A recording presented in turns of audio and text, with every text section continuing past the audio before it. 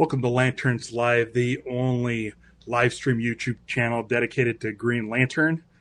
I'm your host, Ralph, and today I'm talking about Green Lantern Corps number 7. And I am joined by Will from Green Lanterns Podcast. Hey, guys. Hey, dude.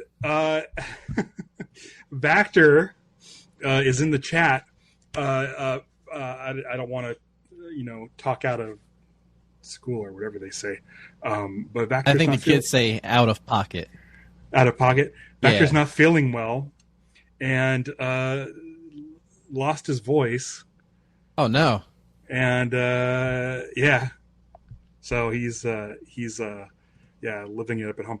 I need to figure out how to get the StreamYard to do the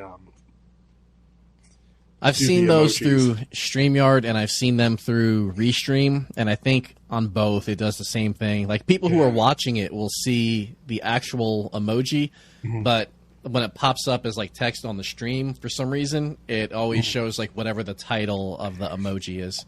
Yeah. I'm new to all this, but if you want to have emojis and badges next to your name, consider joining Lanterns Live here on YouTube, the subscription service. Still haven't had a $4.99 subscriber yet. As soon as that happens, I'll be doing bi-weekly, every other week, that version of bi-weekly Q&As, live Q&As for just members only. So consider joining if you want. Check out the new merch I have. Last week I introduced the Radu's coffee. It looks awesome. And I am currently working on something that I'm hoping I can get to by next week. I am working on a Warriors logo T-shirt for those of you that are fans of Guy Gardner's bar, Warriors. There you go. So check that out. Coming soon. It's crazy because it's only been a week since I've done a stream, and it feels like forever. I was away from Wednesday to Sunday, working on a movie, doing behind the scenes. I was a set photographer, which was pretty cool. And I just I feel like I've been away from Green Lantern for a lot longer. It was a long week. It was like 14-hour days. I was getting to bed at 1 every night, and was up at like 8, offloading photos from the camera and editing and trying to get stuff done. So kind of some stuff has happened over the last week that you chatted about, which I'm kind of excited for. It's a little bit of a mixed bag, but we have more information on My Adventures with Superman, which I think, since I don't have anything scheduled for next week as far as a live stream goes, I might go and watch My Adventures with Superman, and then maybe do an episode on there. I know that Green Lantern appears in one of them, and it's a very Season interesting 2 take. Oh, so okay. So maybe should I watch the whole thing, or should I watch just the Green Lantern episode? Will I be completely lost if I watch the Green Lantern episode? What I would do, just to play it safe, I would say find out what episode number it is that he appears in. Mm-hmm. I think that most of the episodes can just be watched as a standalone episode, but if you just watch the one before it, that should give you everything you need to know going into that one to still not be confused about what's going on in My Adventures with Superman when it comes to that Green Lantern character. I think it was just the one episode that he was in. Yeah, I watched the first episode, so maybe I'll do that. Maybe I'll jump in. It takes a little bit to get rolling. I think that when they drop them, they drop 2 or 3 at the start to kind of get people feeling it. Yeah, I have a lot of thoughts about stuff that you posted. Most recently, it was a couple days ago. A lot of information was thrown at us about Hal Jordan, Kilowog, Kyle Rayner, Kyle, Jessica, and I'm just like, okay. I think what I'm gonna do is I'm gonna wait till next week. I'm gonna get all the information I can and just do a stream next week about that. So, yeah, I think it's a good idea. I think it'll be a good time to because I don't have anything going on really next week. The following week, on the other hand, you should be back with me discussing Green Lantern number 26. Mm-hmm. And then the very next day, joining me in the studio is none other than Jeremy Adams, who is the co-writer of Green Lantern Corps, which we were discussing today, and also, of course, the Green Lantern book. And I'm definitely going to do a deep dive. Vactor has sent me over some questions. If you have any questions to send me over, I think that a lot of them are going to be similar, especially like thoughts on the Interceptor, thoughts on Razor and Aya, Green Lantern, the animated series. Holy shit. Okay, so look at this. Christian, my pal Christian, is not only in the chat, but this is my very first super chat. I've never had a super chat. I don't know how to deal with them. Woohoo. But dude, Christian, yeah, you didn't know how to Green Lantern channel. Just popped up on my recommends. Literally just bought the Blackest Night box set. Oh gosh, love it. Yeah, dude, Christian, like we've hung out a couple times. I don't. Here's the thing with Green Lantern fans. We're kind of far and few between. If you really have to like go to Green Lantern Reddit or like actively seek out like Green Lantern channels if you want like Green Lantern content. When it comes to the real world, like dude, last week on set, I mentioned Green Lantern and people looked like I was a fucking psychopath. Like, because nobody, as far as like the general public goes, the only correlation they have of like Green Lantern is Ryan Reynolds. Yeah, 2011 Green Lantern. Yeah. Luckily, Nathan Fillion and James Gunn have sort of been kind of they've been fixing it. They've been fixing it. They've been able to keep making it like distance from 2011's Green Lantern. So I'm really, really, especially in the last couple months, have been really feeling the Green Lantern love. Christian, thanks for joining. And the next time we hang out, which hopefully will be soon, like, let's fucking talk Green Lantern. Also, I want to know, like, is this your first time reading Blackest Night? Yeah. Yeah. Oh, so he has read it. Yeah. So Blackest Night is the comic that got him into comics. Great. Christian, I mean, we got to get you on as a guest sometime. Yeah. Yeah. Who changed the shop? Question mark. I don't know what that means. There's two shops. For a while, I had a Threadless shop, which still exists, and you can still get stuff over at Threadless. Recently, I started Fourth Wall because their integration with YouTube. They have really good integration with YouTube, which means like if you go to my YouTube channel, like you can just shop straight from there, which is kind of rad. And nobody's bought anything from it, but that's fine. But I'm glad that it's there. A lot of people are seeing it. So if you have any ideas for designs that you want Green Lantern related, like let me know. Like if there's some weird thing in Green Lantern that you always wanted a shirt of, but nobody made it, like a Warriors t-shirt or like a comic accurate Radu's coffee mug. Like if you like haven't been able to find anything like that, if there's something like that, let me know. Cause I'm all for creating weird and interesting like stuff for shirts and mugs and stuff. So definitely hit me up. He says he knows he's excited, but I'm excited, but didn't they say the weird stuff about our boy Kyle? I don't know. I think he's talking about My Adventures with Green Lantern. Yeah. And that's very, very, very fair take. It's not just about Kyle. It's about like Kyle's story that we know. Obviously, My Adventures with Green Lantern is going to be its own unique story. Mm-hmm. It's in its own universe. It is not tied to any comic. So we know Kyle will be in the show. Right. Kyle's going to be a love interest for Jessica Cruz. Right. Kyle's girlfriend that we know, Alex, who spent a little bit of time in a refrigerator, also happens to be in this show. But it's going to be like not like a children's show, but it's for a younger audience. So I can't imagine there's going to be any fridging happening. Also, Jessica's storyline is very dark. Like her comic origin is very, very dark. If you're not familiar with Jessica Cruz's storyline, check out Justice League versus the Fatal Five. That movie starts with Jessica Cruz origin story, and so like it's one of those things where I don't know how Jessica Cruz is handled in DC superhero girls. Like I don't know if they get into origins, but she's definitely a dark character. Alex is such a tough character. Like it's crazy that they're bringing up Alex. I would think that maybe DC would want to distance themselves from Alex just because of sort of the backlash.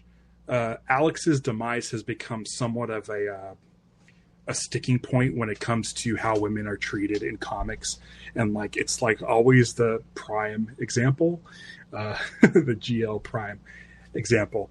But it's man, you know, like, hey, listen, like it's not great. I mean, shit, it was even fridging was brought up in She-Hulk. In the Marvel show. So it's one of those things where it's like I feel like we can tell a Kyle Rayner story without Alex being in there. Agreed. And it's really strange to me that they're bringing Alex in, and it's the first thing that any GL fan's going to say is like, oh boy, like, are they going to try to right the ship? Do you think they're going to try to do? I don't know. It's so I do. Rough. I think they are going to try to retcon. They're making her parents politicians, and she's like amazing at sports. That Jessica also plays, and I think because she was Kyle's girlfriend, Kyle's love interest is going to be Jess. I think she's going to be one of the people who is bullying Jess. So not fixing the fridging, but still making her like a not so lovable character. Like I don't know if that's a win, you know? Yeah, it's tough. For me, I would just be like, because people keep bringing it up, like if Kyle Rayner shows up in Lanterns, will they bring up Alex? And it's one of those things where it's like, because Alex is so tied to his origin, to his beginning, that it's like, people are like, you have to tell that, but it's also like, they don't have to tell that. Look at Guy Gardner's origins are all over the place. Yeah. So it's like, it's just low-hanging fruit. It is. And in today's society, we shoot so much for what people call peak bleak, like Game of Thrones, where they want that gruesome, shocking, dark moment, and that's a very gruesome, shocking, dark moment that they can throw in there just by having Kyle and Alex on screen. Yeah, that's rough. We didn't just get My Adventures with Green Lantern news. We did get some official Lanterns news, and then we got some Lanterns rumors via Josh Brolin, which I didn't hear this. I didn't share it because I think he is misspeaking. Okay. But we had a Days of Our Lives child actor named Carrie Christopher join Lanterns. There's a new movie out right now called Weapons, and apparently he's in the second half of it and has a great performance. Emmy nominated or Emmy win for Days of Our Lives? Like he sounds like, I'm pretty sure he's Emmy nominated if I'm not mistaken. He is. So again, they've already wrapped shooting, so I'm sure he's already finished whatever it was that he was working on. Yeah, but it's really interesting that they're doing an announcement. I wonder if that's for just PR reasons for his team, to help like kind of get his name out there. Just happened to come out the same week as Weapons, this news. Yeah. So it could be that. It could be helping push that film. But again, like they're getting top tier people to be a part of this show. Like they're just not grabbing random kids. They're grabbing like kids who are like a kid who's like, you know, top tier. Now it says he's playing Noah, and on your thing you said it's reported that he's playing Noah. Kid looks like Hal Jordan. Dude, he's even in real life. In real life, I went to like his business Facebook page. I guess like agents and scouts can come see him, and he's got pictures all over all these different sets of things that he's been on because he's already been in a ton of stuff. Yeah. But everywhere he goes, he has like this Hal Jordan-esque haircut. He's always wearing like this leather jacket. I don't know. Like, yes, they're saying his name is Noah, but I feel like there's more and more as time has gone on. I think that some of these casting names that they're announcing are just so that they don't give away the actual plot. Story. Mm-hmm. Yeah, I agree. And I mean, listen, if these are the characters' names and there really is a kid named Noah and all of this stuff, then fine. But I'm just like the information we're getting, especially with the Anton character. Mm-hmm. Like, why even bother calling him Anton when the blurb about Anton is exactly Atrocitus' story? Like, it's like it's almost like Chris Mundy and Damon Lindelof and Tom King are like, listen, here's the deal. Like, we'll just maybe normal people who only know Ryan Reynolds, if they hear us say that we have someone in the show called Atrocitus, they're going to be like, this sounds fucking stupid. Really? A guy's name is Atrocitus? So what they do is they give him normal names, and us Green Lantern fans are like, okay, we got it. We know what you're doing. We're happy and we're excited to see these characters, but the regular people, we'll just let them discover it on their own. Like William Macon, like if you name someone William Hand, like that's weird. So I don't know. Maybe it could just be a way for them to, like, when they send stuff out to the trades, people aren't like, that sounds stupid and weird. Sinestro is a dumb name. Atrocitus is a dumb name, but I love them. Yeah, I love they're really corny names. And what's funny about Atrocitus is, like, he wasn't even like a Silver Age character like Sinestro. Jeff Johns gave him the dorky name, and I love it. Yeah. So I don't know. I don't know what's happening, but this kid looks like Hal Jordan. 100%. He looks like Hal Jordan. He does. He looks like Hal Jordan. So there we go. Clone Avenger says, still excited. I'm assuming this is my Adventures with Green Lantern. I'm still excited for it. Mm-hmm. Just glad Kyle is appearing in something new. I don't think he's popped up in anything since the 90s Superman animated series. Did he ever show up on Young Justice? I don't think he did. No, I don't think he did. Also, shout out to Cloned Avenger. I see this user in multiple Green Lantern fandom comment sections, whether that's on YouTube. I feel like I see you on Reddit. I don't know if you're in the official DC Discord. Shameless plug, I am one of the moderators on the official DC Discord server, and we do have our own Green Lantern section. And we got a bunch of Green Lantern emojis people can play with. Right. But Clone Avenger has been very consistent in, like, helping boost the fandom and give engagement. So huge shout out to you. Appreciate you always coming through in everybody's videos. Christian asks if either of us are reading Green Lantern Dark. Really great so far, but feel like no one I know is reading it. Great characters and art. I am not reading it. But that's going to be something where I will read it in trades and do episodes based on individual trades. If Green Lantern Dark is already in trade, then the first volume, then I'll go read that, and maybe I'll do that next week.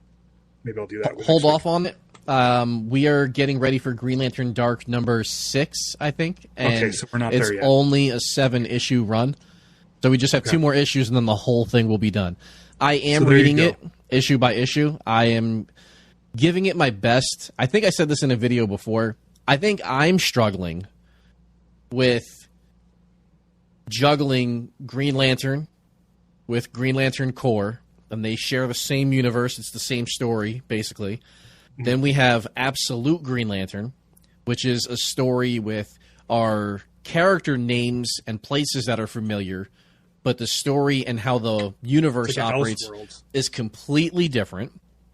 And then you have Green Lantern Dark, which is, for me, an unfamiliar place. I think it's like based in like Northeast U.S., but it's like Camelot is one of the places, and there's some like King Arthur-y names in it.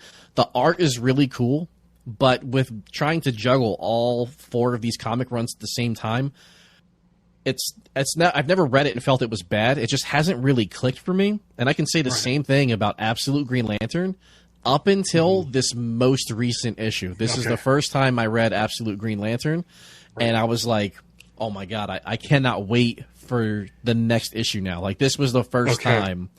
So I'm hoping, I'm going to support anything Green Lantern that comes out in the comics, but I'm hoping that the next issue is the one that, like, clicks for me, because all the other ones are starting to move really, really well for me. Okay. So I've read the first 2, I think, issues of Absolute Green Lantern, and I've decided to take a break on that, and we'll again do a mega episode once, like, the first trade comes out. So give it a while. But, like, dude, next issue, if you're like Ralph, you should probably start reading it. Then I'll go back to doing monthly episodes on that. I've not been doing videos on each of those comic runs. Yeah. I've been waiting for Green Lantern Dark to be done and then give it like a 1 through 7 complete overview rundown. Mm-hmm. But I think if the next issue of Absolute Green Lantern... I'm actually, you know what? I've already committed to it in my head because my family's at the beach. I'm going to do my breakdown and coverage of this most recent Absolute Green Lantern comic issue. And then I'll probably just do one every time one comes out because, like I said, it's now fun for me and it's enjoyable, and it's just clicked to the point. Yes, it started off a little slow, and it's a lot to, like, wrap your head around while you're reading all these other runs, because the rules and the laws of what's going on, it's not the same. Like, Absolute Green Lantern has an Ab and Sur, but it's not what we know. John is not similar to what we know. Hal is not. Like, it's not a secret for anybody. It's issue 1 right out the gate. Hal is Black Hand in this, at least temporarily. I don't know if, like, they can, but it's just, it's so different. It's so different. Yeah. All right. Well, I'm intrigued. Vactor's been telling me, like, dude, you got to check it out. You got to check it out. And it's not clicking with me. But if it's clicking with you and it's clicking with him, I should probably jump on it as soon as issue 7 hits, and I can really do a deep dive and get back on that monthly, because there are gaps and weeks where I have to come up with show ideas, and so it's easier just to do one based on a book. Also, I'm a Green Lantern channel. I should be covering these things, so we'll see. Yeah, but we usually don't have 4 ongoings at the same time, you know? Yeah, and that's one of the things is I try to. It's not. Listen, I'm going to give everything Green Lantern related a shot. I will always be there and give it a shot so that we can go over it together, because there's some things people are reading that they enjoy that I don't, and vice versa. And that's what's great about doing this show live every week is we get your voices in here. We talk about it. If there's something I like you don't, let me know. Let me know why you don't like it, or vice versa. If there's something I don't like, let me know where I can get a new mindset. So that's that. Speaking of ongoings, Green Lantern Corps number 7 came out today. It is a follow-up to Green Lantern 25 from 2 weeks ago, which, if you haven't checked that out, great issue. I've been listening to a lot more Green Lantern podcasts lately, and there's some concern with some of the story stuff. I'm not super concerned about it. I'm still really loving these books. Some things I think are a little bit nitpicky. Other things I think are warranted. But for the most part, what Jeremy Adams and company have been doing on this book and getting it out on time, like there hasn't been any delays. Like these issues have been coming out every month. Like, I'm enjoying the pace at which we're getting the story, and it's basically like every other week. Like, you're going to be here in 2 weeks talking about Green Lantern 26, which is a follow up to this issue that we're talking about today. And dude, like that's fun. I'm not having to wait around for delays on a book. Yeah. Just to get sort of a shitty story. I think it's every other week we get a really solid story. There might be certain aspects that I don't agree with, like the way Jessica Cruz was being utilized was something that I wasn't really keen on. Her being kind of stuck indoors behind a desk seems counterintuitive to her growth that she's done with her past tragic story. And being sort of an introvert and stuff. So, but again, that was brought up on the last issue of Green Lantern Corps with Joe kind of getting her out of her shell and using that same power to get Mogo out of his shell and then get Mogo to deal with Mogo's PTSD and stuff. So here we are, Green Lantern Corps number 7. Will, what are your thoughts on this issue of Green Lantern Corps? I think as I read through this the first time, I originally had kind of just burnt through it because I was excited, because that's what I do, at midnight when the comic drops for me. And I came away from that initial reading feeling like it was more, like it's not a bad issue, but it felt like a little bit kind of like a filler type issue. And I think maybe that's just because so much big stuff happened in Green Lantern 25. Right. How do you follow that up? Usually you can't just keep making the stakes go up and up and up. You have to kind of come back a little bit. Yeah. And I think this issue does a good job of like coming back down a smidge, but still giving me like the really good moments that I do like, that make me want to jump to the next issue. We get more in depth with what the Starbreakers are doing, what their purpose is, destroying the suns, taking the emotions away from everybody else, so that they can choose to rule planets or universes however they see fit. And I've had a complaint with the John Stewart run, War Journal, with how it ended because of how John couldn't let go of multiple things. One of those things being his mom. And it has been brought up in this main Green Lantern run, but I think only one person has kind of like checked them on it or talked to him about it, and then we've gone like several issues without them bringing it up again. And it seems like we're maybe working towards the resolution of that now, where maybe John can come to grips that sometimes when you lose things, they should be gone for a bit. I also always like and appreciate, you and I had many, and Vactor as well, had many ideas for where we thought the story was going based on the title, the description, and everything that we were seeing in the last issue. We were right. You were pretty spot on. With two of the robots. For what it was talking about, the ring, we were thinking it was Carol. Right. But the ring was literally a Green Lantern ring. John's. Yes. Which is like imbued with like his mother's like source wall, which we were right on that. That was obvious. Yeah, that was obvious. I was also happy to see in this issue the Interceptor flying properly. Oh my god, dude. I was so happy. I was so happy. And it just, like, it looks so good. Like, I was just like, seeing it fly the right way, it just made me feel so, it felt so right. And I can't wait to talk to Jeremy Adams about it in a couple weeks, because I definitely want to know if it's something they caught late and were able to fix later down the line and just put in that dialogue with her in the last issue or 2 issues ago.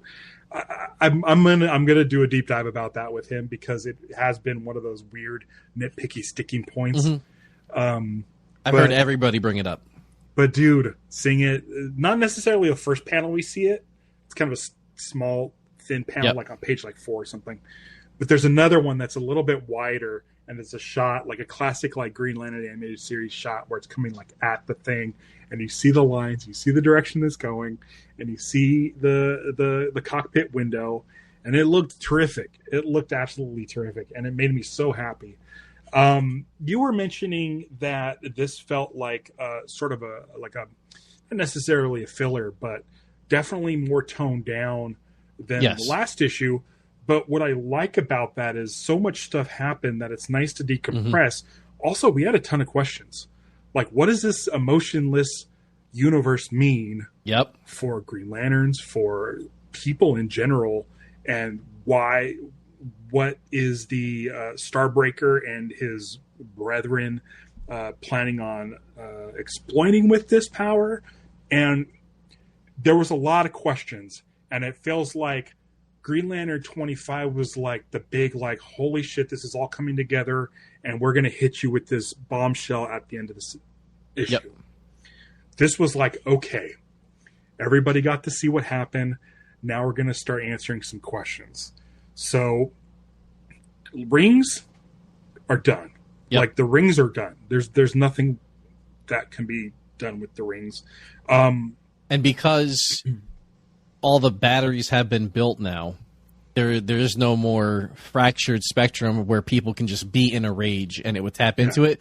You don't have the emotions anymore to be able to go to an extreme to tap into fear or rage or will or any of that. Like, everybody is just their regular selves now. And also, everyone's so cathartic that when they come to like take your soul and kill you, you don't put up a fight. You have nothing to fight for. Without emotion, you have nothing to fight for, which I think is really, really interesting, especially when it comes to Aya and Amazo, two characters that have lived their entire existence without emotion.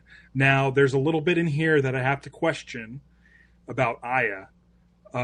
In the animated series, Aya, her AI was infused with a sliver of the entity Ion.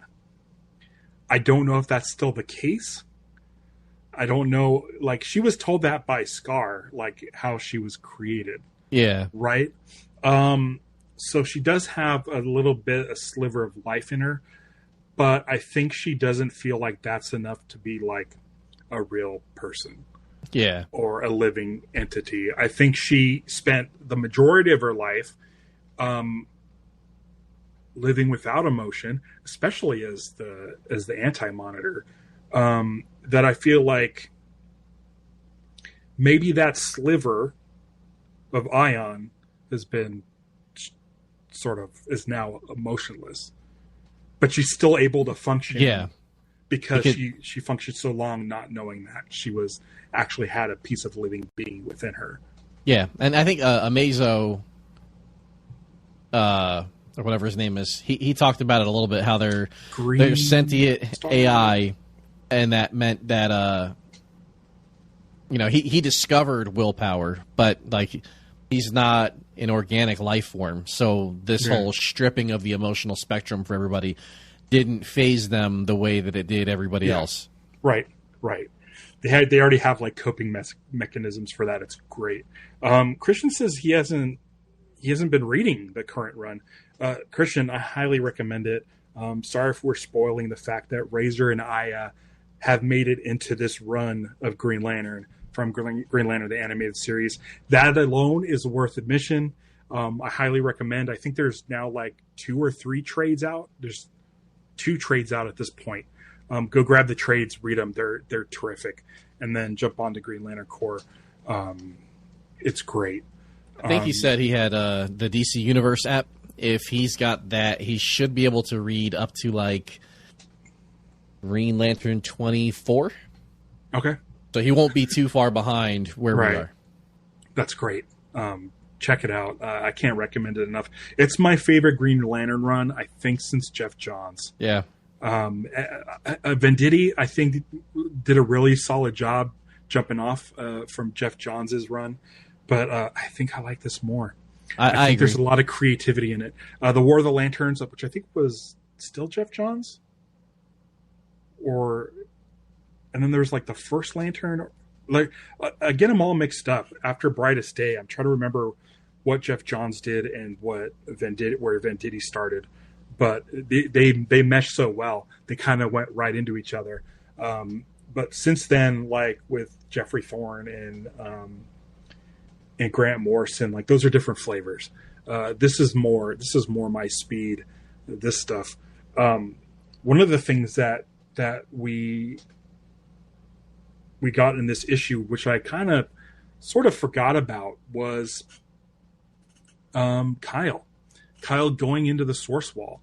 Yep. To do a mission. And what's great is Kyle's been sort of holding on to guilt about his time at the Source Wall. But since he doesn't have any emotion, he's like, here, I'll tell you what happened so I won't feel guilty about it, which is kind of a cool idea. And again, Agreed.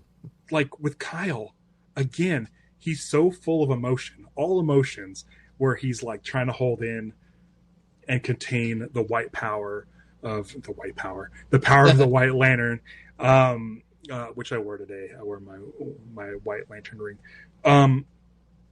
not only has he been holding all of that in as far as the emotional spectrum this whole time, but also this guilt and stuff, like this mission that he didn't do, which is in the source wall with the entities.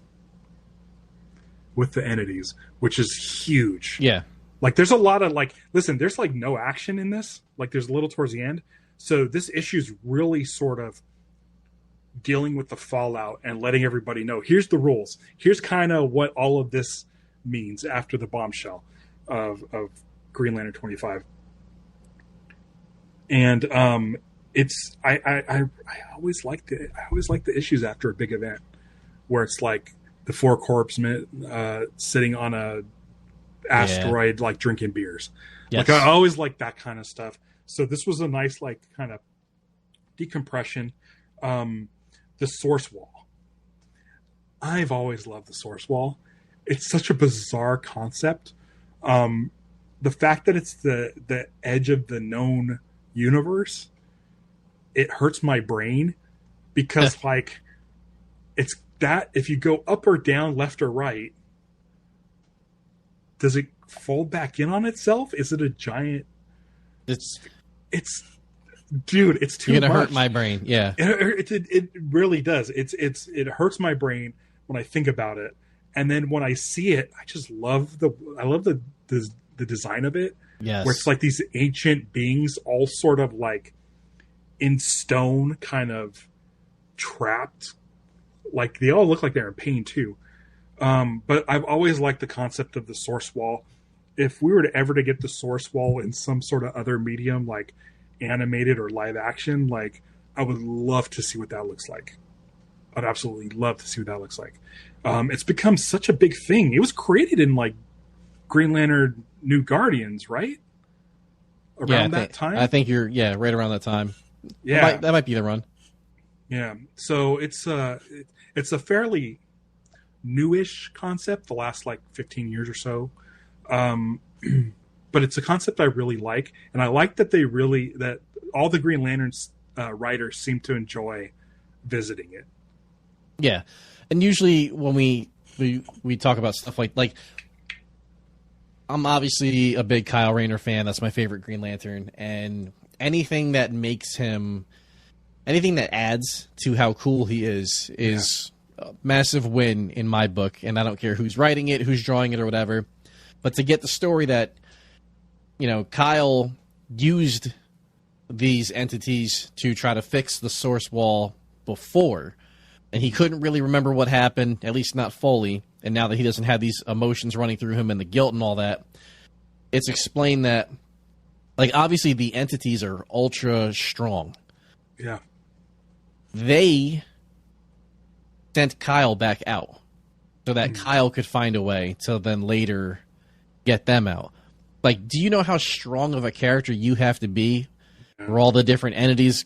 Their conclusion as a group is, let's get this guy out of here because he'll find a way to right this ship at some point later on. Like, it just makes Kyle out to be so much of a stud, and it just makes me appreciate Jeremy Adams for treating Kyle properly. Yeah. I haven't seen a fridge during this whole run. Right. It's just he's hit all the right notes for me. He's allowed me to see him with different emotional spectrums running through him as a White Lantern, coming back to a Green Lantern, going to the source wall, coming out of the source wall, forgetting what the plan. Like, there's a story reason for everything, and I think that's what I really appreciate about Jeremy Adams' writing, especially on this run. Is as things have gone on, we've gotten the explanations for why somebody is acting this way or why they haven't used this power in a while. Like, it's all making sense within the universe, and I just appreciate that so much. Yeah. And like you said, the source wall looks so cool. It's just like a wall of different like bodies and beings. Like, did you see Shin Godzilla? Yeah. You remember at the end of Shin Godzilla when he's like frozen and like all like petrified and stuff, and then it goes up his tail and there's just like these dudes, these interdimensional dudes crawling outside. It looks like that. Yeah, it's so rad. Okay, so here's something that I'm kind of excited about. Kyle and the source wall together again, we have the entities. They're all there and they're talking. They're talking to Kyle. Starbreaker shows up and it's like is holding the interceptor, which is just like the fact that like this is happening in a comic. I never would have guessed like there would be a villain that is holding onto the interceptor in the comics. Like I never thought that would happen. There's a few people that don't show up in this issue, and that is Ellie Mae and Kelly. Yep, and Simon. And Simon. So here's some thoughts moving forward. I'm thinking Kyle he'll get into the source wall, he'll get the answers to do whatever he needs to do. This is what I'm thinking is going to happen. I'm thinking Kyle will contain the actual entities, all of them, within him. And it'll be a mad dash to Oa to light those lanterns. And the Interceptor's going to have to escort him there. I think that Kelly's ring, or Jon Stewart's ring, one of the two rings that... Like, Kelly's ring is not made by the Guardians. Kelly created her own ring, correct? With the backpack and the gauntlet, right? Mm-hmm, mm-hmm. That's probably not tied to the emotional spectrum the same way as the lantern rings. So maybe Kyle will be able to use that gauntlet to sort of funnel the entities out of his body into the power batteries. This is all pure speculation. Yeah. This is all guesswork on my part. But it would be really awesome. Because the way Jeremy Adams is doing things, he could have started his run and gotten rid of Kelly and Ellie Mae and been like, those characters are not part of the story. Get them out of here. They're, whatever. But he's using these people for a purpose. He's using these characters for a purpose. And I really hope that's the case. You're getting breaking news? You look like you're getting breaking news. No, I was zooming in on the comic to... Okay. Because, when you look at that final shot, which is just beautiful, again, I'm a sucker for all the colors, and you just look at how many entities there are. I then was trying to scroll back up in the issue on the computer to see in the shot where they're getting ready to break away from Starbreaker, and they're all kind of like flailing. Yeah. I was like, if you take Aya away and you take Amazo away, the other characters that are there, if Kyle doesn't absorb them all, could it be Carol takes, hers, Sapphire, Sinestro takes his, Razor can go blue, but then after them, it's... Guy could take red. Guy could take red, you're right. And then you have John Hal. Could take indigo. John and Kyle. I think that's all the other characters that are there. There's no orange. But Hal can take green. Kyle can just be white.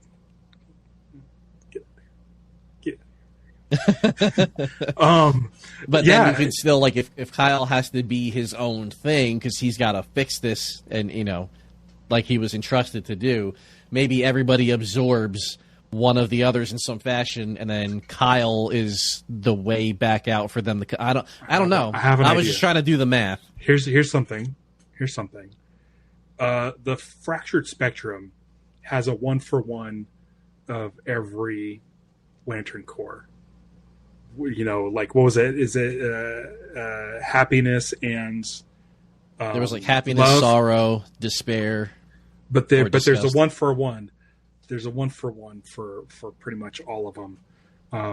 Our spectrum, the rage, avarice, fear, will, that one, we don't have a gray.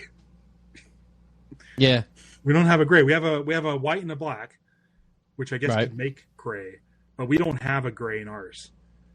Like, there isn't a 1-for-1 for sorrow. Like, what is our spectrum's sorrow? Yeah, it wasn't like how happy turned into greed real quick. Yeah. And then, like, so maybe Kyle will need to do that. Maybe Kyle will need to do our spectrum's, in quotes, version of gray. Or Kyle the Gray. Maybe that will be what Hal has to do. So Hal gets to experience some of what Nate has been feeling and going through. Which Hal directly caused to begin with. Mm-hmm. Yeah. I think that makes sense. And then, Kyle figures out a way to get everybody out of it. It does say in the next issue, it just says harnessing the entities, so it doesn't tell us too much. Yeah. It's got to be Kyle. It's got to be Kyle. He's the only one that could do it, right? I feel bad. Harnessing the entities again. Will it be within Kyle's body? Yeah, dude. If he gets to absorb all of them, the art, the artwork and the coloring is going to be the sickest it's been in any run in a long time. I think VK Marion might be on the next GL. I think he might be on GL 26. I don't know if it's Germanico or not. I think I remember it seeing, and if it's him, if it's VK Marion, then it's going to be like wild anime style Kyle, like my favorite. Yeah, it's going to be nuts, dude. Yeah, this is a nice episode, or this is a nice issue. It will be VK Marion. So it's going to be like, if it's Kyle centric, because I know he put Kyle on the cover. Like I've been doing, like they've been putting Kyle on covers, and that's all they've been using for my thumbnail art for the page, for the channel, because it's just like, dude. I think the next or in 2 weeks, it's Kyle riding a whale or something with a sword. Yeah, dude. Just looking at some of the art for the covers. Yeah, Kyle in this, he's in his green, and he's riding the green entity. Carol's out with her purple one, and it looks like Hal has a collar around the orange one. Okay, so this sounds like, maybe Kyle won't get all of them, but there is definitely enough people in the Interceptor to escort each individual entity back to Oa. But, sometimes they just put stuff on the cover for art. Like, they'll throw Kyle on a cover, and then he's not in the issue at all.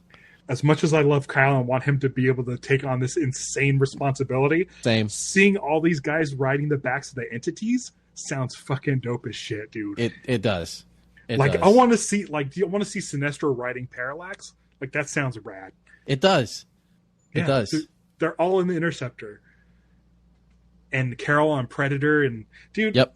That's what I was trying to count, like how many, but I felt like there was too many people in there, and I was like, well, okay, but you can take away Aya, you can take away Amazo, but then I think there's still one left over.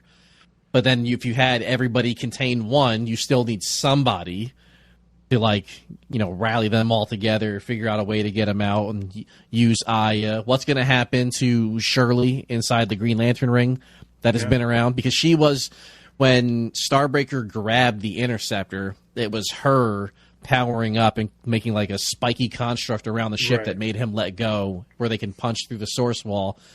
Which I kind of liked. That was cool. That was cool. I still want John to get over all that. Okay, here's the thing. So we had a discussion, and I don't know if you watched my episode, but I finally read volume 2 of War Journal, and you were like, man, I can't wait to see what you think of how it ends. And I actually liked War Journal volume 2 a lot more than War Journal volume 1. I really enjoyed it. I still don't like the Elliot of it all, that he doesn't need to use his willpower to sustain that construct. He made this, and now with its own thing, and then I feel like, okay, but he's doing that with his mom in a similar. It's not one for one.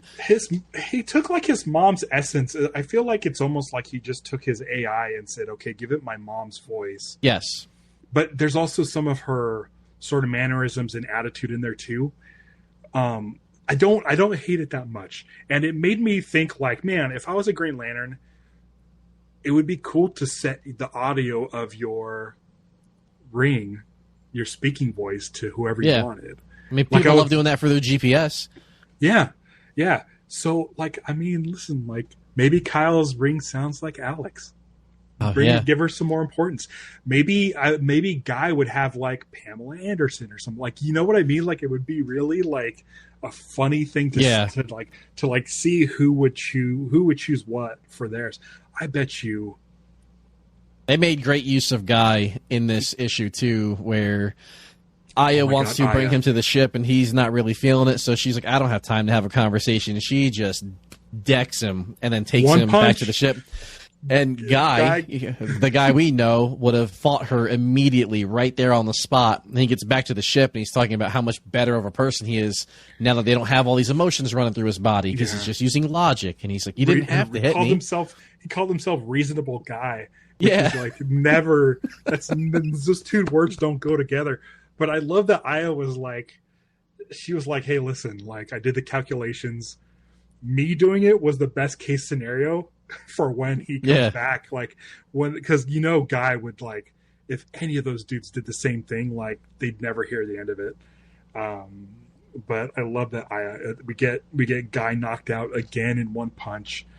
This time by Aya of all people. Like I should probably bring that up with Jeremy Adams when it comes up because it's a moment. Guy getting knocked out is always a moment. Yeah, she had her Batman moment. Yeah, definitely. Cool.